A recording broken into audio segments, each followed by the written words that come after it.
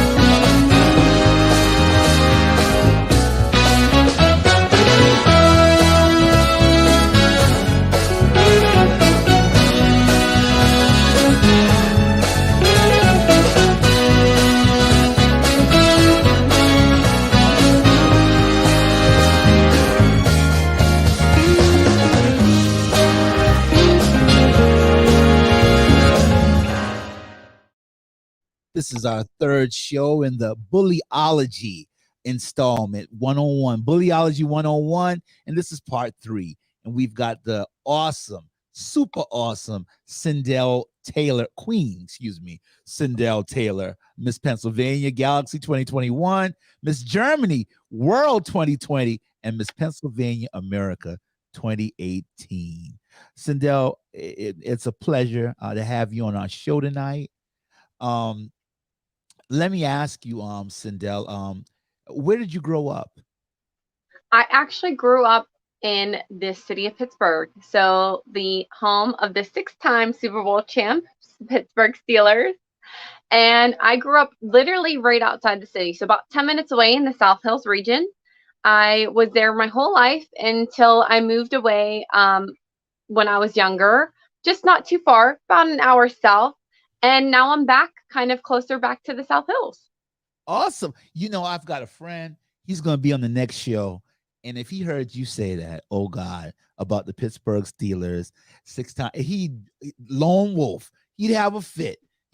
He's going to be saying all kind of great things about you. I'm going to tell you, he's going to watch this show. But awesome. Awesome. What are some of your fondest memories from your childhood? I loved where I lived. You could literally walk everywhere. So it was either, you could walk to school, walk down to the football stadium to watch high school games. You could walk to get ice cream, walk to get dinner. So everywhere we went, we walked pretty much. So that's like one of my favorite things. And then the other thing that I really enjoyed is that I lived right outside of the city. So there are trolleys where I live. So if you've never been on a trolley or a subway before, we have those to take you inside of the city. So that was really nice to be able to have a lot of accessibility to get into the city and kind of venture around town. What's the best cuisine when you come to Pittsburgh? What's the spot that I have to go to if I come through Pittsburgh? That's going to depend on who you ask. So myself, I'm a big Permanis fan. So for those of you guys who aren't from Pittsburgh, Permanis is a sandwich that is about this big. And Okay. of course, if you are a true Pittsburgher, it's got to be topped with French fries. So Permanis is very well known in the city of Pittsburgh, but it really depends on who you ask. We're known for our pierogies, our little Italian days, you name it, pickles fest. It really depends on who you ask and what your flavor is. Perman. That sounds almost like a Dagwood, right? Like Dagwood. That sounds like almost like a Dagwood, a big sandwich like that. That's awesome. I got to go to Permanis then. That's where I want to go. Absolutely. That's gonna be the spot I stopped through. I'm gonna be like, hey, Sandahl Taylor, the Queen sent me here, and if I'm in a long line and I'm outside, I'm be like, I can't stay in this long line. I'm a guest of Sandahl Taylor. Is that gonna make them move me up a little quicker? Probably not. They're probably not going to know who I am because there's multiple Permanis. But hey, it's worth a shot. We'll go together. All right, we'll go together. I'm gonna hold you to that. I'm gonna hold you to that, Sandahl. Sandahl, tell me, when did you encounter your first bully? And can you tell me your bully story? I can. I actually first encountered a bully when I was really, really young. I was probably about 7 or 8 at the time. And I remember that I was trying to ride a two-wheeler. So I was actually out at the park trying to ride my bike, with, my family, just minding my own business. And of course, I kept falling and falling and falling. And I just remember this little kid kind of taunting me across the way and saying, "Oh, you're never going to be able to do that," or "You're not good enough to do that," or "I can't believe you don't know how to ride a bike yet," those kinds of things. And that was the very first time I kind of ever encountered a bully. And how did that make you feel? It made me feel like I wasn't gonna be able to ride a bike. So when I finally was able to do it, I was like, yes, like haha kind of moment. But at first, I was really discouraged. I literally came home like with bumps and bruises, and I had wraps all over my body from falling so many times. But I also think that that taught me to not let anybody else discourage me from trying something. So did the bullying ever get worse? It did. It did get worse. So throughout middle school, I was kind of like a little bit of a tomboy, so to speak. Actually, a lot of bit of a tomboy. I really didn't come into this kind of way about my feminine side, so to speak, or more of the makeup and the hair and the clothes until I got much older. And I was also bullied because other people were bullying my family members too, my older brother and my sister. So because they were being bullied, they just thought that they would continue it down the family line for whatever reason. And I was bullied all throughout my life because of my name, because of where we came from, because of who I was related to. And really, to me, that was the first time it made me realize that it was something to do with other people because, my brother and my sister weren't causing any trouble. They weren't doing anything that, not that to say that anybody ever deserves bullying, but they weren't doing anything to have this happen to them. And it really kind of made me just sad, to the point where, I didn't know if I should go out for sports. Um, I didn't know if I should go out for, my dance team captain at the time. Um, I really kind of just stayed to myself. And it wasn't until my senior year of high school that I really started to go out for like leadership roles because I was like, well, no one's going to pick me because they all make fun of me or, someone else has made fun of me. So, like, I'm not really well liked. And I actually was, the section leader of my steel drum band or steel pan band in high school, which was really awesome. So that was like my first like leadership role. And then I decided to audition for our dance team captain. And unfortunately, I didn't get that, but I still had the best experience being able to do that. So when do you feel like you took back the power from your bully? Do you feel like you were able to take back the power from your bully when you were in high school? I don't actually. I really don't think that I was completely able to take back that power. Um, ever really in high school. And I really don't feel like I took back my power until after I left a very dangerous situation where I went through domestic violence. Um, it really sat with me for a long time. And I think even after that situation, it took other people to help lift me up, to kind of remind me about all these good things about myself. And I think that that's also what made that situation a little bit harder for me to get out of, because I still had this like naysaying, so to speak, in the back of my mind from the bullies throughout high school and just throughout my entire life. And then this domestically violent situation where it was physical, mental, emotional, and kind of added into it, if that makes any sense. It makes a lot of sense. It makes a lot of sense. My personal, Sindel, my personal definition of a bully is somebody that makes you feel bad about yourself so that they can feel good about themselves. What is your personal definition of a bully? I actually agree with your definition, spot on. It's definitely someone who takes joy away from your life to try to inject joy in their life. Someone who maybe also doesn't know how to control their emotions, because I do believe that sometimes in certain cases of bullying, it's just because they don't know how to control it. It comes out in bullying. But realistically, there's something else going on with the bully themselves. And that's all that they know how to do is lash out on another person. When in reality, it might be a mental health issue that's actually happening, or a self help issue that's happening, or a personal health issue that's happening. And that's just how it's coming out. So I totally agree with your definition, like spot on. Thank you. That's right. We like the same kind of sandwich. And now we agree on definitions. All right. Awesome. Um, Miss Pennsylvania Galaxy 2021, Miss Germany World 2020, Miss Pennsylvania America 2018, a motivational speaker. Sindel, your pain provided your passion. What was it like to reach such uh, crowning achievements in the shadow of where you came from? It's like unreal. I still don't believe it. Um, so just to tell you a little bit about my backstory, I've been competing in pageantry since 2015. My very first pageant that I ever competed in, I didn't win. I did, however, win what I think was the best award, which was overall interview. And for me, that award was given to the contestant with the highest score out of the entire pageant for interview. And it made me really feel like I had took that power back. And then came the icing on the cake, because I didn't believe it at first. So when I started pageantry, everybody told me, this was going to help your self empowerment. This was going to really open doors for you. But you kind of feel like it's too good to be true at first. And then I realized the power of the sash and crown.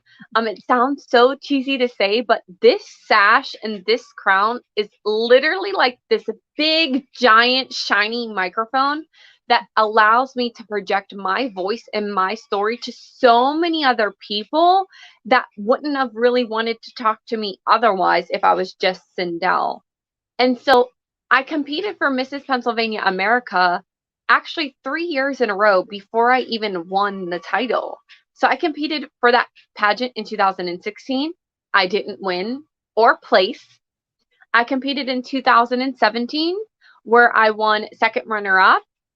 And then in 2018, I won. And I literally, if you go back and watch my crowning video, I literally was hyperventilating because I did not believe it. I was like, couldn't, it just didn't seem real to me. And then in 2020, whenever I decided to compete for Mrs. Germany World, I did it because I really wanted to honor my dad. So my whole platform is heart health awareness. And I started it because in 2005, my dad had a heart attack and stroke that left him completely paralyzed on the left hand side. But what made me realize at that time was that there were so many other people that I could help. So Miss Germany World was a heritage title representing my father's side of the heritage, because my great grandmother actually comes from Cologne in Bavaria. And I wanted to represent him. And I'm so grateful that I was able to do that, because I was actually able to do that before he passed away.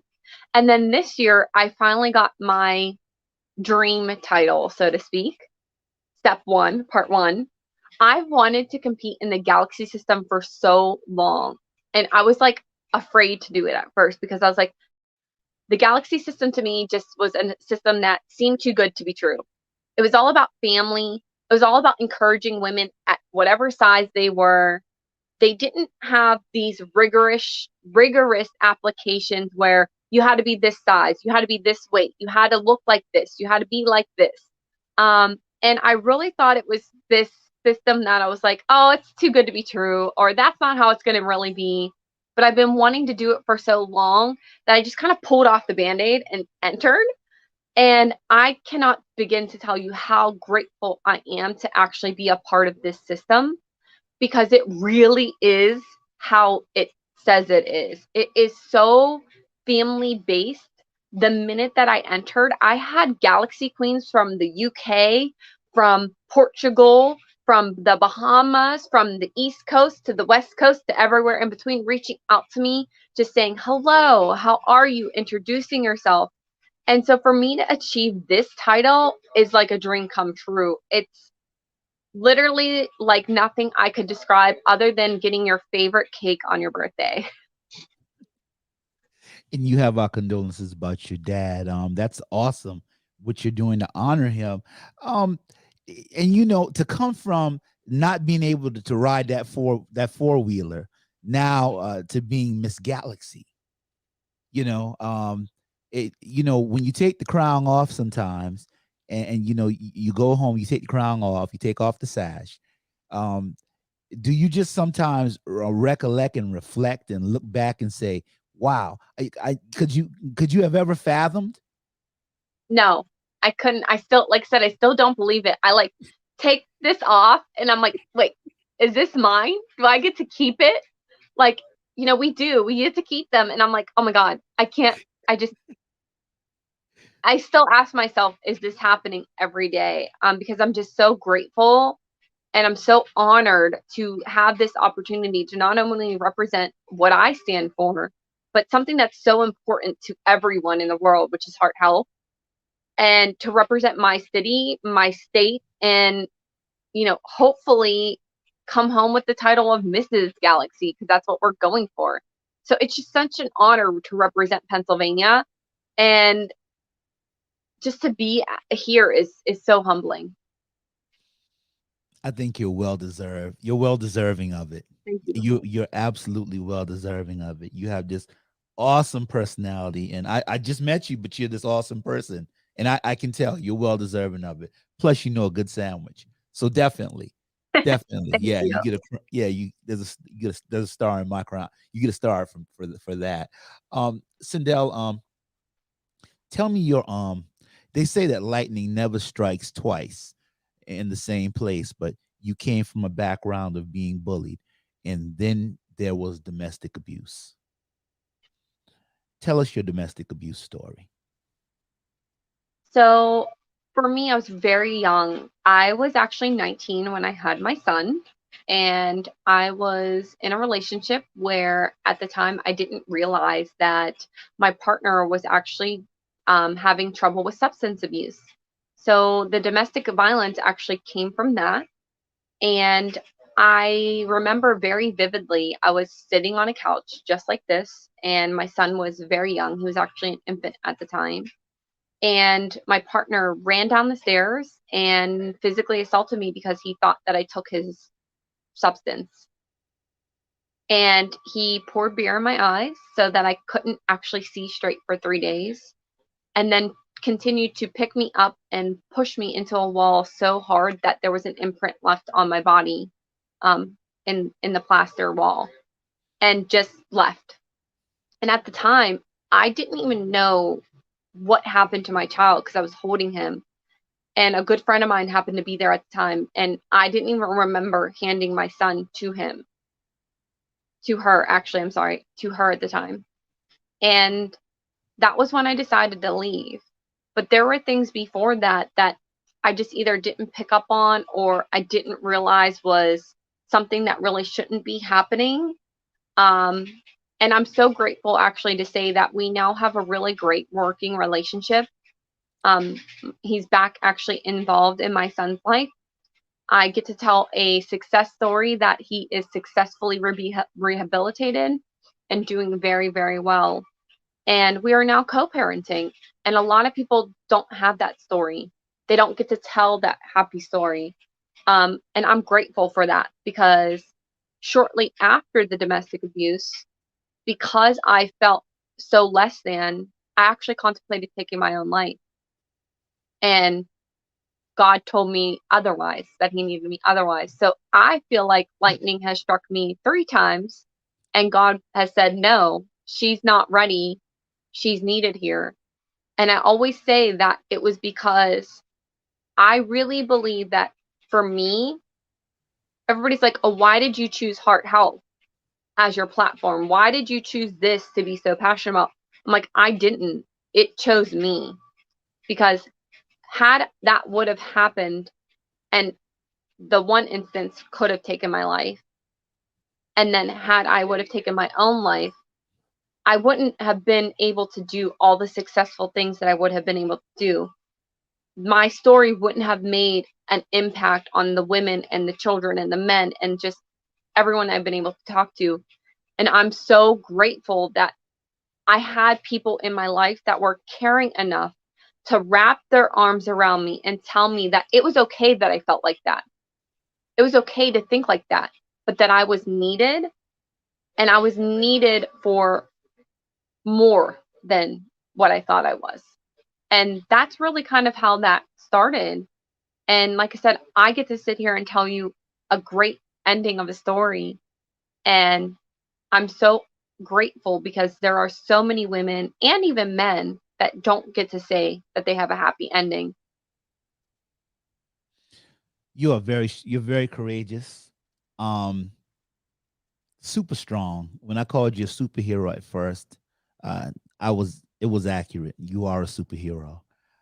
To tell your story, just to listen to the progression of your story, from the little girl that was trying to ride the four wheeler, um, to that couch where you were sitting, holding your son, um, and then to the world stage, or being Miss Galaxy. It's just an awesome story. It's an awesome track. Um, Being bullied, Sindel, also makes you a target, makes a target very vulnerable. Not good enough, not strong enough. Um, it does considerable damage to one's psychological armor. How were you able to rebuild yours? When you said lightning hit struck twice, this is where I feel like it's the good side. I was blessed in 2010 to meet my now husband and one of my very best friends to this day. And I met them really close to each other. So I moved into an apartment where around the corner was this girl with curly hair and glasses and a daughter who was very, very young. And I was outside one day and we just kind of bumped into each other and we introduced ourselves. And 5 years later, she was my maid of honor at my wedding. And we're still friends to this day. And then a short couple months after that, I met my now husband. And oh, he went through a lot. He went through all of the doubts and the pushing away and the just hard rocks that I had built up, and he peeled them back layer after layer after layer. And God bless him, because it was not easy. I did not make it easy. And I'm so grateful to have found him in my life. And I really say that he's my knight in camouflage armor because he's a Army veteran. And he really saved me from myself. And he really reminded me that there was so much more that I had to offer. He helped me write my first big girl resume, so to speak, so that I could get a new job. He helped me get my situation in place where I had help with childcare. My best friend helped me to make sure that I didn't completely push him out the window and help me with conversations. And I just like I said, I had some really rock solid friends that were surrounding me that really lifted me up. Another two good of my friends that really helped me were two of my best friends from high school that I'm still friends with today. We talk, every couple months, or, we'll just FaceTime each other just in the middle of the time because we know that we're all these adults with all these lives and all these things going on. But my friends and I know that if we need each other, we're there. We might not talk every single day, but we know that we're there. And they would tell you, yeah, she gave this guy a run for his money. And I don't know why he chose to stick with me, but that was a really big part of it. And then, of course, it sounds so cliche, but pageantry. When I started pageantry, I really had no idea what it entailed. I just knew that it was partly modeling and partly something that I wanted to do. But what I realized through pageantry was it was a really self recollection. It was really learning about self confidence, speaking skills, how to present yourself on stage, how to talk to judges, how to talk to other women. That these are some phenomenal women. I've stood next to a doctor, a, ta- a tax law lawyer, excuse me, I'm like breaking up here, a housewife, you know, a CEO, a person who started their own foundation, a mentor. I've stood next to some really phenomenal women on that stage. And looking around at them and hearing their stories helped me realize that I wasn't the only one. And it really taught me that I could do that for someone else. And it sounds so, like I said, kind of cliche, but I really don't know if I wouldn't be here talking to you if it wasn't for all of those pieces kind of falling together around the same time. That's awesome. You can just see a design. You can see destiny. Going falling into place, and the story is written better than you or I could ever write it. There's some bumps and there's some bruises along the road, but I think those bumps and those bruises kind of made Sindel the Queen Sindel Taylor. I think that's what made the Queen Sindel Taylor. Sindel, you turned your trials and your trauma into triumph. How does it feel from being bullied, being a beauty queen pageant many times over? Was that redemption for you? I think I hit redemption when I realized that I loved myself. And again, yes, I was a beauty queen, but that wasn't a part of it. The beauty queen part is just literally the icing on the cake. Um, it feels good to be able to be out in my community, giving back to my community. Really has nothing to do with those bullies, but through pageantry, I was able to say, you know what? I love who I am, even if you don't like me or you don't like something about me or you don't like this about my family or where I come from or how I talk. It was really that part that made me kind of not really care about the bullies or what they had to say. And I realized that no matter what, even including in pageantry, you're going to have those people who are bullies or, again, naysayers or people who just don't get it. And I'm okay with that. And that's fine. You can be that negative and that toxic person. I will hopefully one day help you not be that way. But I'm not going to let it affect me anymore because I'm okay with me. I'm okay with knowing where I came from and who I am now. And I'm so blessed in my life and so grateful to what has been given to me. I have two beautiful children. My son is 13 and my daughter is 9. I have a roof over my head, a amazing husband to come home to.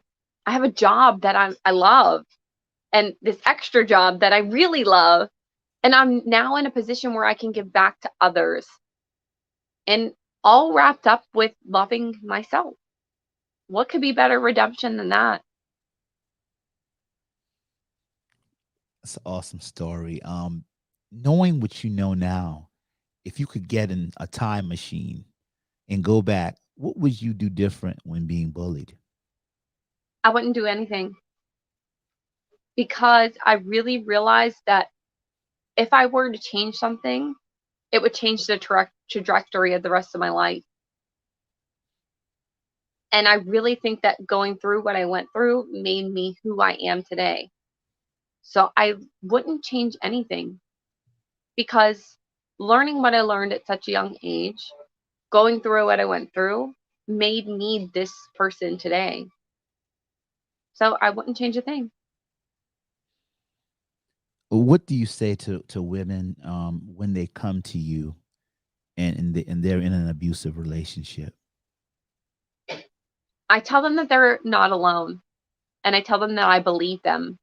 Those are the two things that any person needs to hear when they come to you and talk about something in their life, whether it's abuse, wanting to take their life, assault, physical or sexual, anything. I believe you, and I'm here for you. You might not understand their exact situation, but you might be able to lead someone to find and seek help. Then I ask them if they wouldn't mind sharing with me where they're from so that I can give them information about where they can go to get help. Or I connect them with a woman that I know that lives in their area. Because when you talk about that with somebody else who maybe went through a similar situation, or even someone who's been there before, 20 years, 40 years before, that really helps to make you feel like you're not alone.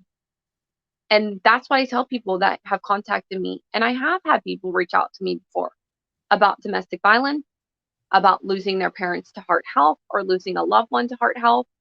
And for me, the first thing that I say is, I believe you, and I'm sorry that happened to you. And let's talk about how we can take the next steps.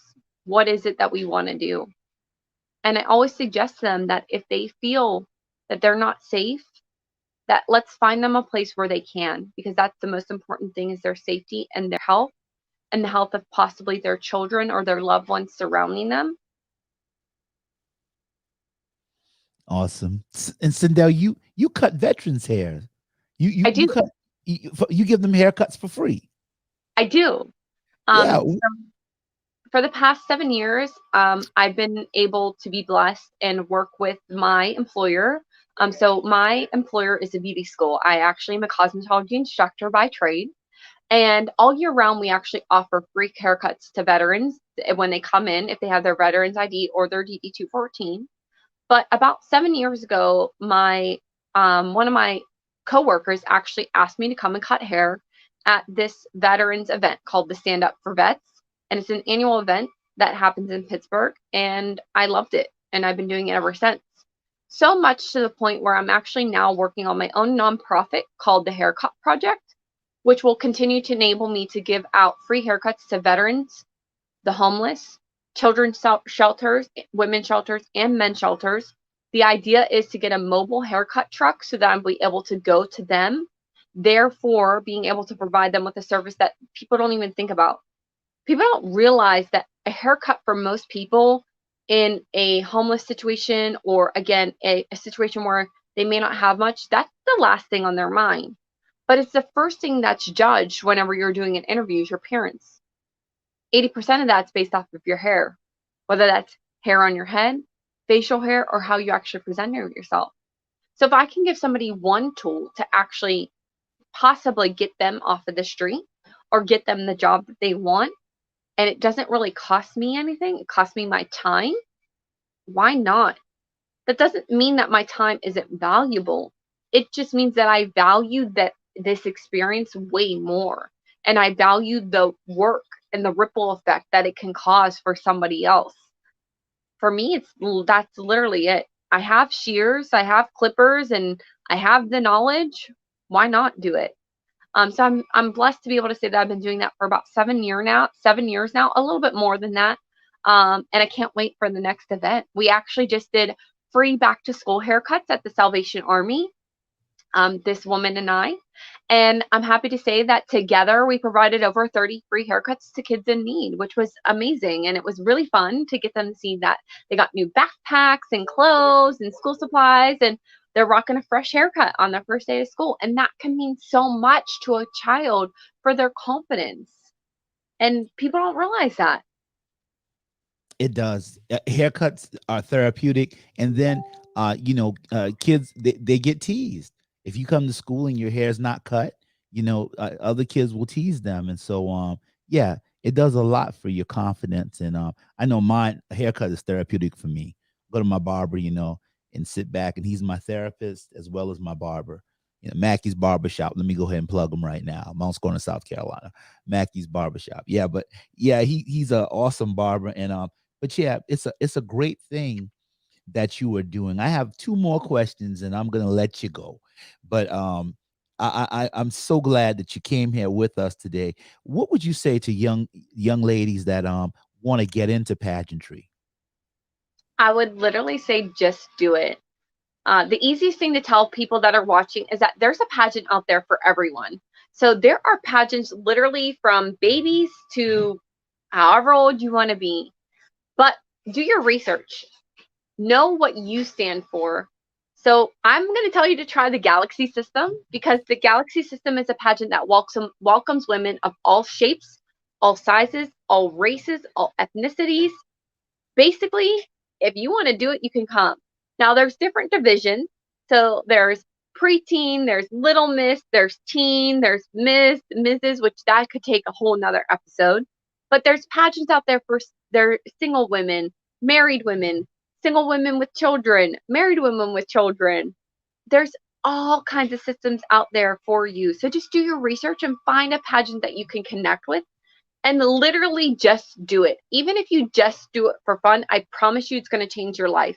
Number one, it's really fun to just dress up for once in a while, right?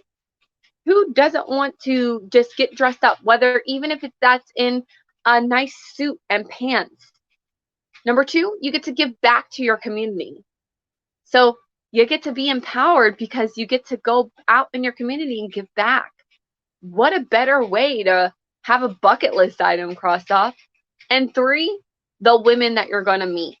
Like I said, I have met women from all across the United States and now all across the world. And these are some women that I talk to every single day.